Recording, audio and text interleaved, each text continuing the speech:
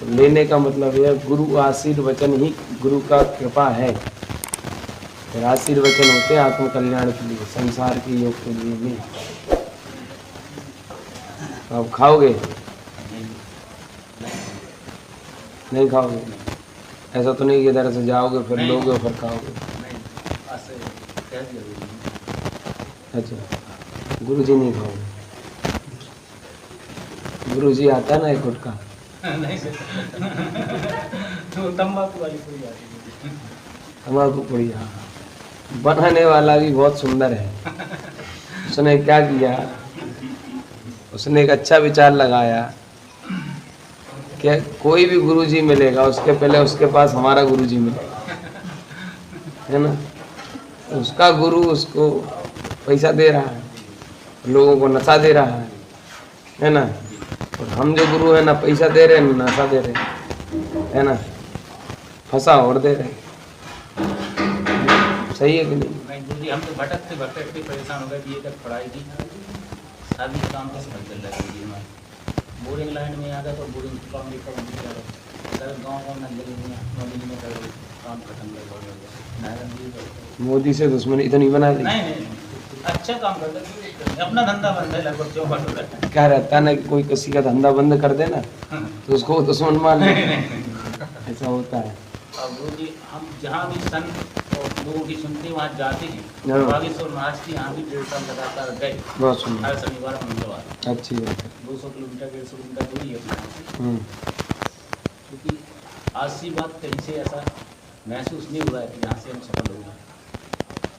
फिर गलत जगह पे आ गए तो अब की बार विश्वास से आए सफलता नहीं मिलेगी। हम लोग एक पूजन जब करते हैं तो एक बात बोलते हैं, आशा पास महादुखदानी सुख पावे संतोषी प्राणी।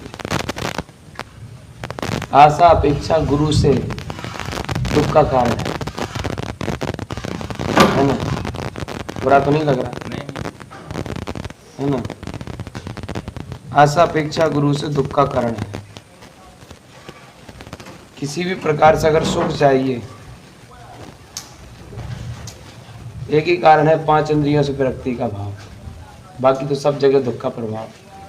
इसलिए समझो अपना स्वभाव, नहीं मिलेंगे घाव, समझे ही समझे।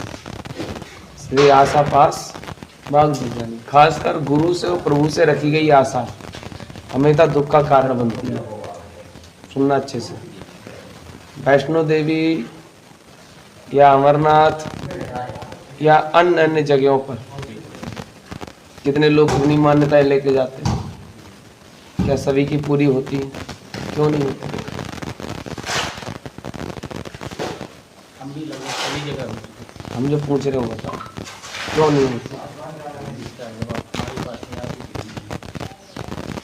जब तक आपके पुण्य कर्म का उदय नहीं है तब तक कोई भी देव शक्ति या कोई भी परमात्मा आपके जीवन में भला नहीं कर सकते। जब आपके पुण्य कर्म का उदय होगा उसी समय हम लोगों का आशीर्वाद ही फलित होता है। और हम लोगों ने आपको ये ज्ञान नहीं दिया, इसलिए आप लोग दुखी होते हो कि फलानी जगह गए हमारा आशीर्वाद नहीं लगा। हमारे आशीर्वाद से अगर अच्छे होते हो हम तुम सामान्य को कपड़ा पहना देते अपने जैसे, समझाएंगे जैसे कि ये है, इनसे कह रहे मोक्ष मार्ग पे जाओ, है ना। हम तो इन बच्चों से कहेंगे, हम सबसे कहेंगे, तो तुम लोग नहीं मानोगे तो दुखी रहोगे। समझाया कि नहीं आया, है ना।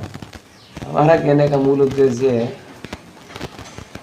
कि अगर कामनाएं और इच्छाएं हम भगवान से पूरी करें तो इसको मतलब हमें भगवान पर भरोसा नहीं है।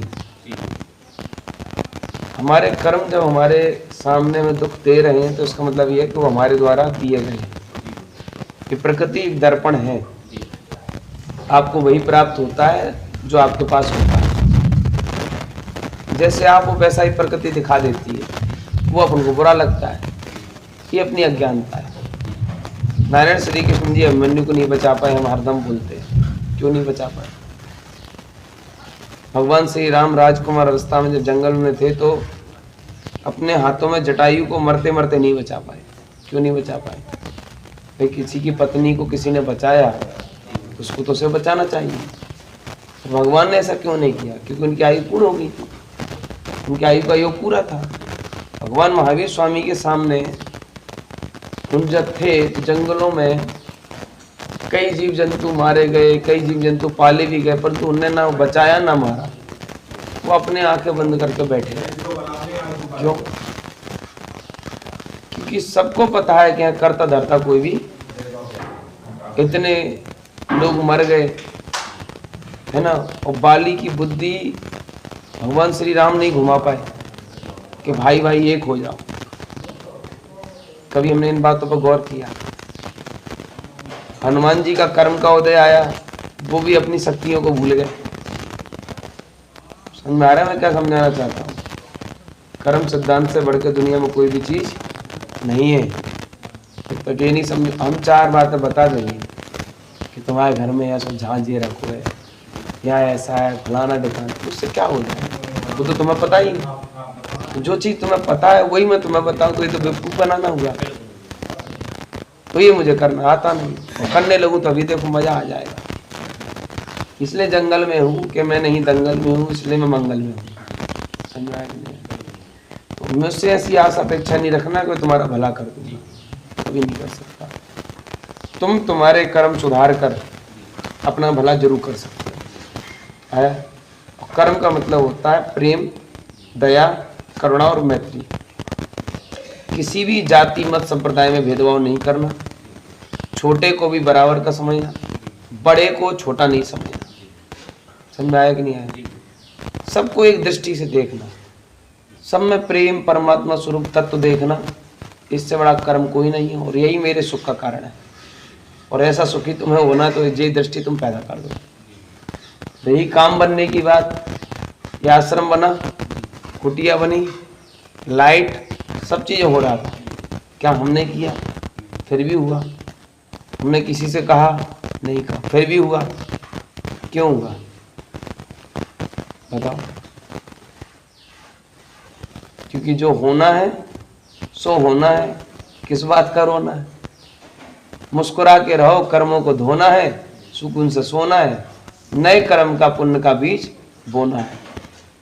समझ आया कि नहीं आया? वही जिंदगी में सोना है, ये समझो। बाकी यहाँ कोई सुखी नहीं है।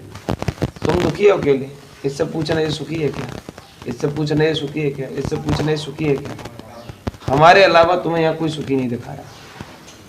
परंतु देखोगे तो हमसे दुखी कोई नहीं है। हमारे अंदर सबसे बड़ा दुख है कि हमें बार बार दुखी नहीं होना। क्या दुख है? कि हमें बार बार दुखी नहीं होना। मैं दुख को खत्म करने के लिए मैं बेचैन हूँ। क्या कहा मैंने? इसलिए तो साधक बना। काहे के लिए घर छोड़ा? क्यों अपनों से नाता तोड़ा? क्यों सफेद कपड़ा ओढ़ा? समझ में आएगी नहीं? एक ही कारण है कि अब बार बार जन्म लेकर नहीं मरना है। समझ आएगी? क्या करना है? तरना है।